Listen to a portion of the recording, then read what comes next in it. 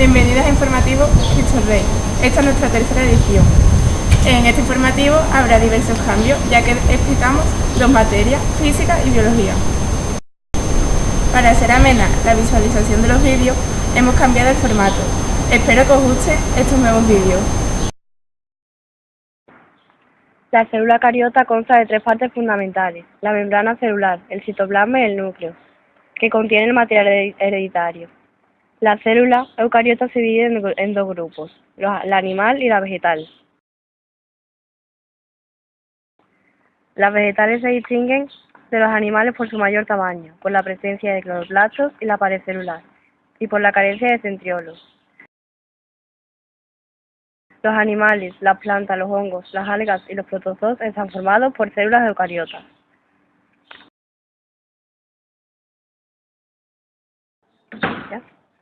Las células procariotas se clasifican en tres tipos: microplasma, bacterias y cianobacterias. Los microplasmas constituyen la forma de vida más simple.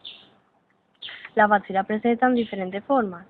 Algunos pueden desplazarse gracias a los flagelos o realizar la fotosíntesis, o formar esporas de resistencias en épocas desfavorables. Las cianobacterias pueden vivir como células independientes o formar colonias. Las laminillas fotosintéticas contienen clorofila, y en los cromosomas albergan otros dos tipos de pigmentos, como son los fotosintéticos. El aparato digestivo es el encargado de degradar los alimentos y asimilar los nutrientes para satisfacer las necesidades del organismo. El alimento que se introduce por la boca se convierte en una masa denominada bolo alimenticio, que pasa hacia la faringe y atraviesa el esófago para llegar al estómago, donde por acción del jugo gástrico y los movimientos de las paredes se transforma en una pasta de alimentos semidigeridos que penetra en el intestino delgado. En la primera porción del intestino delgado se produce la digestión química mediante la acción de las secreciones intestinales, del jugo pancreático y la bilis. Durante su paso a través del resto del intestino delgado, el alimento acaba de ser digerido y las sustancias nutritivas se absorben para pasar a la circulación sanguínea. Los restos no digeridos siguen su trayecto por el intestino grueso hasta que son expulsados por el ano. El sistema respiratorio.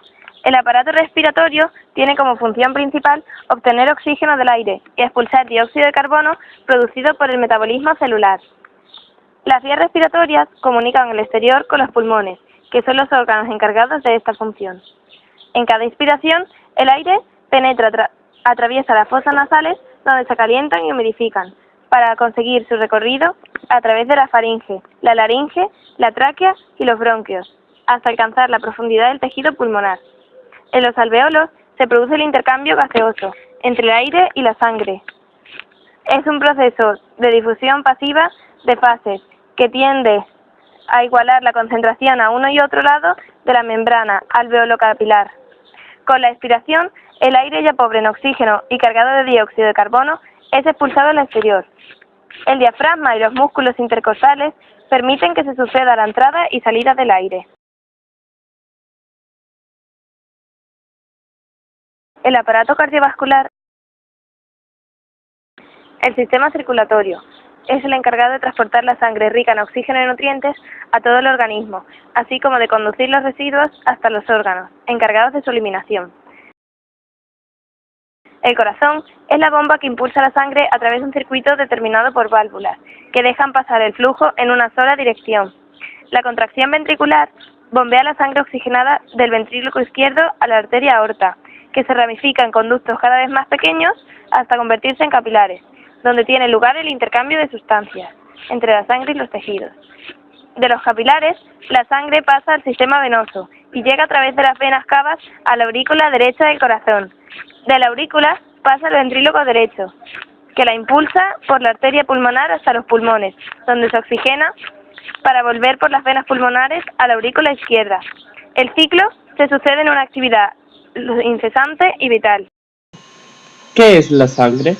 La sangre es un tejido fluido que se regula por nuestros capilares, venas y arterias, llevando, entre otras sustancias, oxígeno y nutrientes de nuestro cuerpo.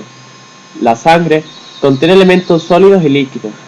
Entre los sólidos podemos encontrar los glóbulos blancos, los glóbulos rojos y las plaquetas, mientras que el único elemento líquido de la sangre es el plasma. Cada elemento de la sangre cumple una función vital para el organismo. Los glóbulos blancos, también llamados leucocitos, se encargan de defender al organismo de cuerpos extraños o agentes infecciosos. Los glóbulos rojos, también conocidos como eritrocitos, son los encargados de distribuir el oxígeno y los nutrientes a través de nuestro cuerpo y también se encargan de extraer los desechos. Las plaquetas, también conocidas como trombocitos, están encargadas de detener hemorragias por medio de la coagulación. Las plaquetas también son responsables del crecimiento de algunas células, reparando así cualquier corte o agrietamiento.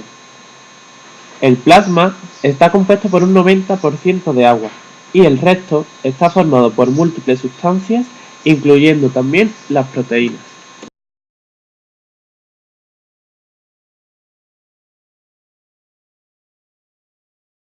El sistema nervioso es una extensa red de comunicación formada por células especializadas y nervios que regulan el funcionamiento del organismo, controlan las relaciones con el medio exterior y determinan las funciones mentales. Está formado por el sistema nervioso central, compuesto por el encéfalo y la médula espinal, y el sistema nervioso periférico, con nervios que llegan desde el sistema nervioso central hasta todo el cuerpo.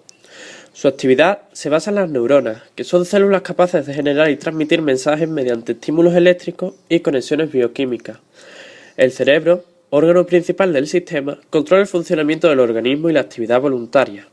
El cerebelo coordina los movimientos voluntarios e interviene en el equilibrio corporal, mientras que el tronco encefálico, sede de centros nerviosos responsables de funciones vitales, constituye el vínculo del cerebro con la médula espinal que, compuesta por cordones de fibras nerviosas, comunica los órganos superiores con el sistema nervioso periférico. Los estímulos nerviosos exteriores e interiores se transmiten desde los nervios periféricos y la médula espinal hasta el encéfalo, donde se interpretan y generan respuestas que se transmiten en sentido inverso. En una neurona se distinguen tres partes principales: un elemento central o cuerpo neuronal, unas ramificaciones cortas llamadas dendritas y una prolongación mayor llamada axón.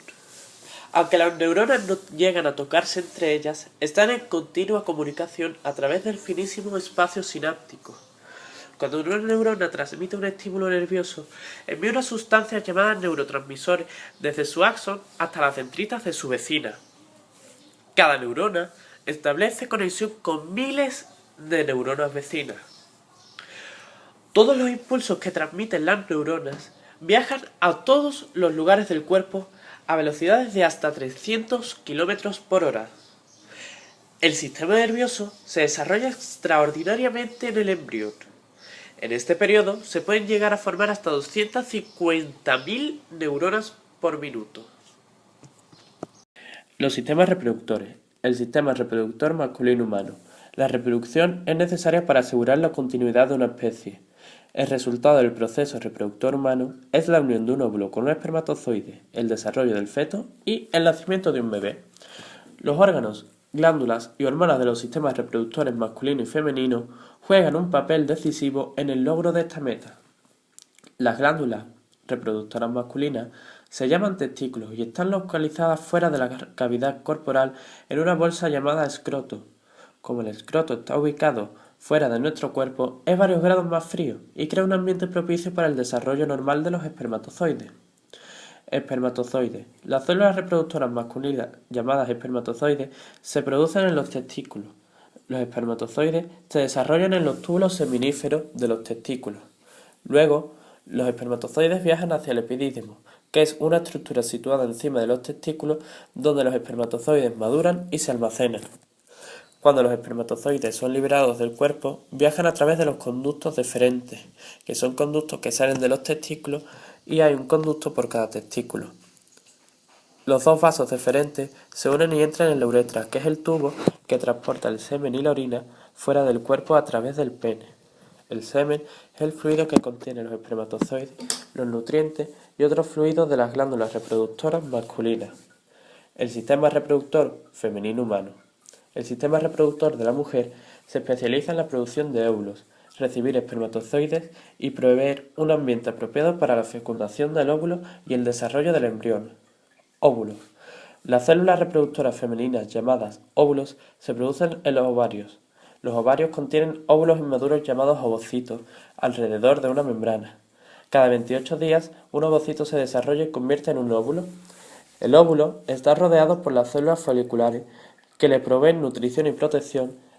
Después que el óvulo es liberado del ovario, viaja a través del oviducto, un tubo que se conecta con el útero.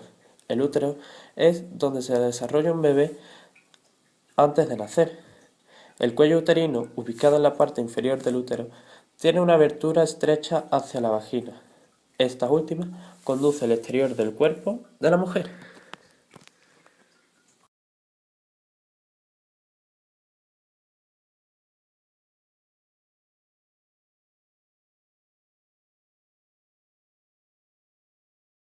Las disoluciones son mezclas homogéneas de dos o más sustancias. La sustancia que se disuelve es el soluto, mientras que la sustancia en la que el soluto se disuelve es el disolvente. Si el soluto no se disuelve, se mantiene separado del disolvente y se deposita en el fondo del recipiente. Se denomina precipitado. Si la disolución tiene poco soluto, es diluida. Si tiene mucho, concentrada. Y si no acepta el soluto, se denomina saturada. Un sistema material homogéneo formado por un solo componente se denomina sustancia pura. Una sustancia pura que mediante transformaciones puede convertirse en una sustancia más simple se denomina compuesto. Una sustancia pura que no puede descomponerse en otras más sencillas se denominan elementos. Hay que saber diferenciarlas entre una mezcla y un compuesto, ya que no son lo mismo. Los componentes de una mezcla pueden estar en cualquier proporción y mantienen sus propiedades características. Los constituyentes de un compuesto están siempre en una misma proporción y la sustancia final en una nueva sustancia, las cuales las propiedades son totalmente diferentes. La tabla es una sencilla herramienta que permite organizar una inmensa cantidad de información química y predecir las propiedades de los elementos. Pero no solo eso, su orden, simetría y estructura profunda de la materia, la arquitectura de los átomos fue la que la constituyen. Así, la posición de cada elemento depende del número de electrones que tienen sus átomos. El hidrógeno tiene 1, el helio 2, el litio 3, etc. Pero los electrones no se distribuyen al azar alrededor del núcleo, sino en regiones discretas, pues se van rellenando a medida que aumenta el número de electrones. Cada una de ellas tiene un determinado nivel de energía y puede contener un número limitado de electrones. Esta distribución electrónica es verdadera de la base de la tabla periódica. Así, los electrones de una misma fila o periodo son los que llegan hasta el mismo nivel máximo de energía, y los elementos alineados en las columnas verticales o grupos tienen la misma distribución. Tabla periódica. Vamos a ajustar la reacción de combustión del propano. Comenzamos escribiendo la ecuación química, que en este caso es la siguiente. Tenemos que propano más oxígeno nos da como resultado al reaccionar dióxido de carbono más agua. Ahí lo vemos, ¿de acuerdo? Bueno, pues como el oxígeno forma parte de más sustancias, lo vamos a dejar para el final, ¿de acuerdo? Bueno, comenzamos por el carbono. En el propano hay 3 átomos y en el dióxido de carbono 1, por lo que añadimos el coeficiente 3 al dióxido de carbono.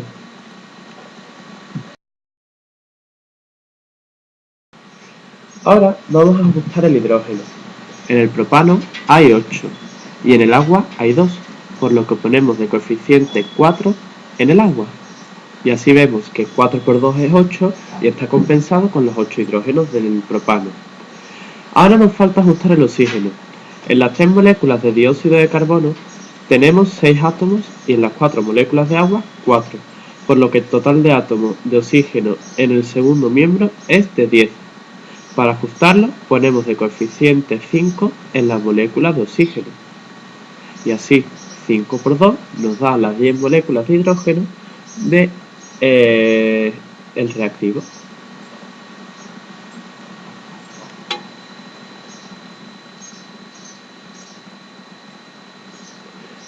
Y ahora, pues ya está la ecuación química ajustada.